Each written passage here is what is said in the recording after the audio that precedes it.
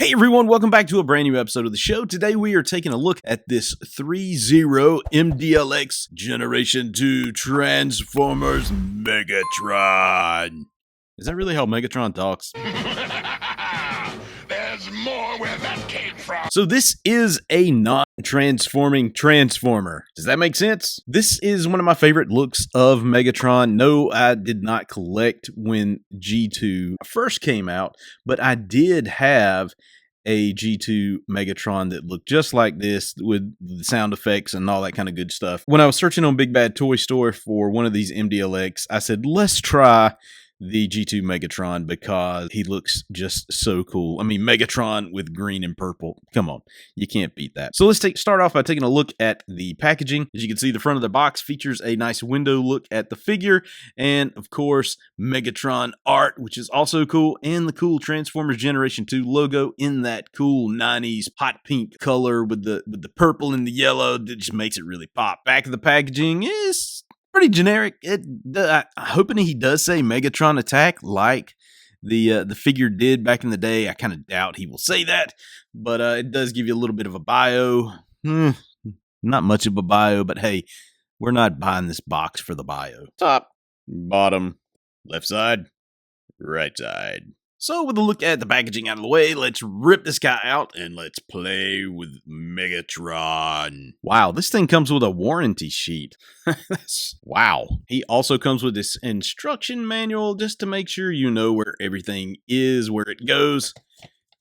Pretty tiny instruction manual, but I'll probably have to reference it because I'm generally stupid when it comes to putting stuff together. So you can see it comes in this clear plastic container. The top layer comes right off, but you can see he comes with 2 sets of additional hands, the arm cannon, and, I guess all this connects together. Again, we'll have to reference the instructions to see what that is, but can't wait to get my hands on that.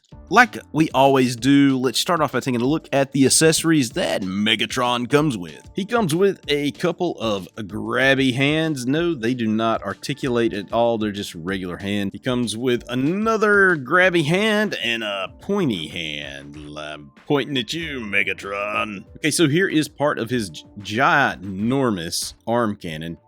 Now, it does have a clip here, so I'm assuming that it does clip on. Yes, it's got 2 slots here on the arm, 2 pegs right here, so it probably slots right in.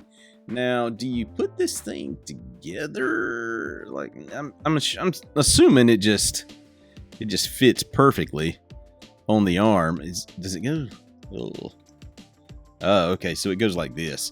Okay, so yes, we're gonna have to put the cannon together for it to look correct on his arm. And you get 3 pieces to the cannon. Here is another piece and yet another piece. So we're going to put this together. So if looking at this thing correctly, I believe this slots in the world. Okay. So this piece comes apart, I do believe. Yep, it does. Yay. And this piece slides in like that. Or you can take this piece and slide it in as well. Can you?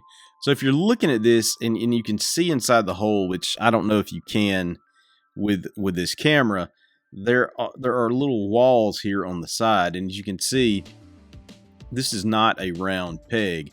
So you have to kind of line it up to make sure everything goes in as planned, and voila, there is Megatron's arm cannon. See, it looks kind of cool right there, and we can attach it to his arm like so. Man, that just makes Megatron look even cooler. So you might be asking, what is this? So we will put this back in here. Put it in here. You can see there is a peg right here. This actually goes on his back with the hole right here. You just peg it in to finish off the look of Megatron, and boy, man, does that look awesome. Megatron looks awesome. There's more where that came from. So now let's take a look at the paint apps on this Megatron. I think everything looks exceptional. I mean, the paint on this guy is exceptional. And I mean, I think this thing cost $100. I think it cost me $99.99. So yeah, the paint ought to be exceptional on it. It looks very, very clean. Nothing is oversprayed. Everything looks pretty good. I don't have any complaints from a distance. Close up, the face. Yeah, the face looks awesome. The eyes are glowy red. In the camera, you may see what looks like dings or scuffs, but I think it's just the light reflecting off. It looks kind of shiny when the camera hits it. As far as sculpt goes, I'm digging this. This looks like it came out of like a comic book, like the IDW run or the current, stuff by Skybound. I think that's what they were kind of going for, is that cool robot look, and it looks fantastic. I love this thing. I haven't played with articulation yet, but just the look of him, I mean, he looks better than any transformable robot that I've played with so far. I mean, don't get me wrong, I love Transformers. I love the transformable ones, but this looks like something I would love to collect. I mean, this is what I wish maybe the Transformers RED stuff should have been. I know, they're not going to have $100 figures,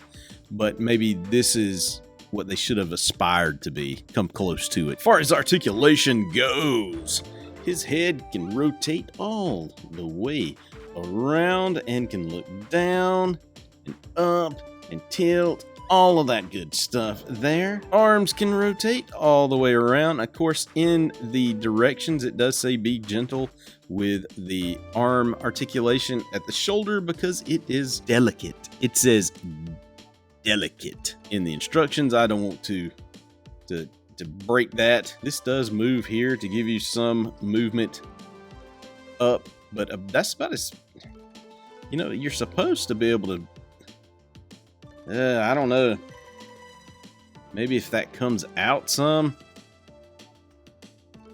Yeah, I'm just not seeing it getting any higher than about right there. In the instructions, it does show that it goes up higher, but I'm sort of scared too, because you can see this part is hitting the shoulder and it's not moving. I don't guess you could try to move it up a little bit and you can get a little higher. I wouldn't press my luck with that too much, but I mean, I don't really want his arm to go up that high anyway at the shoulder. He does have bicep swivel. Elbows can bend about that high and also like that. So double jointed elbows. Wrist articulation, he goes round and he can kind of move. It's on a ball joint, so it kind of gives, a little bit better movement. Look at that. That's awesome. Waist movement. Let's see. Let's try to make him move. He's got sort of an ab crunch here at the chest. Well, a chest rotation. Not too terribly much, but he can go up and down on that. He can probably turn at the waist too. As you can see, his little skirt right here is movable. It does move. I'm scared of that. I'm super scared of that. I can't see what's under there. But it looks like that plastic is not forgiving, because if I'm looking correctly, it looks like maybe that might be breaking. And if that's the case, I'm going to be super, super mad at that. So be super careful with these pieces because they could break. Now, I don't know why you would put things like that there when the legs can spread apart. I would say that the legs could spread further than this if these weren't there, but don't try it. Don't try this at home, folks. Same with this way. He can spread pretty good. I mean, that's just a ball joint where those hips are. So it can go a lot of different ways. It can even go in and out. But my thing are these pieces right here. They're not connected by much. It looks like they're connected to, I can't really get in there and see, maybe a ball joint in and of itself. But when I lift it up on the inside, you could see that little green ball joint kind of turning white, like, oh no, it's stressing the plastic. And you don't want that. You don't want that at all. He can almost kick his own butt. Don't try it. We'll try this at home. But he does have double jointed knees. And of course, the feet do rotate pretty well to give him lots of mobility there and lots of options to stand. Now, overall, this is a pretty awesome action figure. It's a high dollar action figure. It's $99 for this piece. And to me, while it looks very cool, it's a little fragile. It's just a little fragile, especially in the areas on the waist with those purple pieces that hang over his crotch and over the sides. They're just so, it just feels like they're going to break, and I don't want that to happen, especially on a $100 action figure. But overall, I mean, the look of the action figure, the articulation is there. He's a really awesome specimen. I mean, he will look really cool on a shelf. He doesn't transform. That's not a big deal for me. I'm basically looking for the look of the figure, and this is perfect. I mean, the look of this character, Megatron, G2 Megatron, is perfect. I don't think there is a better look or better version of G2 Megatron than this piece. Like I said, it does have the fragility issue that I really don't care for, but I'm not going to be playing with it too much. It's going to be sitting on a shelf and looking really cool, and that's what it's there for. All right, if you like what I'm doing, please hit the subscribe button and the like button. Share this content. I sure would appreciate it. Tell all your friends. Leave a comment down below. Tell me if you have this or if you don't, or if you're thinking about buying it. Let me know in the comment section below. And I guess that's why I need the warranty sheet, in case this thing breaks. All right, folks, that's it. Remember, have a good one. God bless.